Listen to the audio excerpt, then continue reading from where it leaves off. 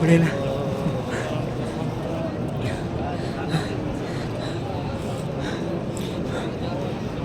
இல்லை இல்லை,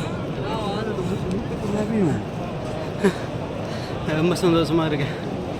ரொம்ப சந்தோஷமாக இருக்கேன். வார்த்தையெல்லாம் சொல்ல முடியல. ஜும்மாவோட 5வது சப் கிடச்சி ஜனாசா தொழுகை நடந்துச்சு. அதை விட்டுட்டு போகலான்னு நினச்சேன். ஆனால் ஹஜ்ரல் அஸ்வத் கல்லுக்கு முன்னாடி ஜனாசா தொழுகையும் கிடச்சிச்சு. போலீஸ் அதுக்கப்புறம் இல்லை. ஜனாசா தொழுகை முடிஞ்சு ஒரு சலாம் கொடுக்கும்போது பல பேர் ஒன்றாங்க. 2 சலாம் முழுமை பெற்றுச்சு.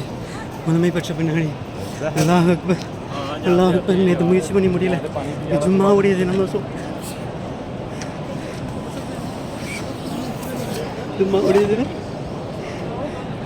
அவ்வளோ பேச்சு கிடைக்காத பாக்கியம் கூட்டத்தில் எனக்கு கிடச்சி. 2 முறை ஹஜ்முல் அஸ்வத் கல்லை கையால் தொட்டு வாயால் 3 முறை முத்தமிட்டு அல்லாஹ் நம்பவே முடியல.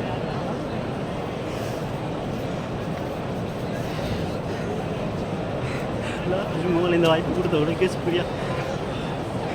அவங்களை அனைத்தும் வணிகப்பட்டு தருணமாக உணர்றேன். அல்லாஹ் அக்பர். மூச்சு வாங்கமாகுது. உள்ளே போக முடியாது.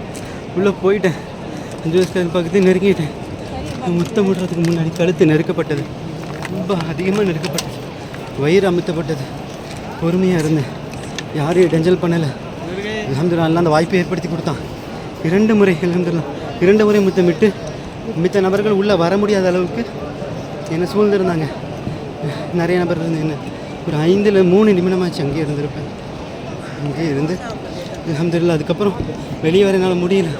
ஹெல்ப் மீ அப்படின்னு ஆங்கிலத்தில் சொல்கிறேன். சொன்ன பின்னாடி சில ஹாஜிகள் என் கையை பிடிச்சி ஹெல்ப் பண்ணாங்க. இப்படி அலை போல் இப்படி உள்ளே ஒரு முத்து உள்ளே போய் கடலுக்குள்ளே போதும் இது மாதிரி போயிட்டு அலை போல் அல்ஹம்துலில்லாஹ் வெளியே வந்துட்டேன். வெளியே வந்து இதோ அங்கே இருக்க ஹஜ்ருல் அஸ்வத் கல், அந்த கல்லை தொட்ட பாக்கி அல்ஹம்துலில்லாஹ் கொடுத்துட்டான். இதுக்கு மேலே உலகத்தில் எனக்கு எதுவுமே வேணாம். இந்த மனநிறைவே போதுன்னு நினைக்கிறேன். இன்ஷா அல்லாஹ் துவா செய்யுங்க. பல நபர்களுக்கு துவா செஞ்சேன். இன்ஷா அல்லாஹ். அஸ்ஸலாமு அலைக்கும்.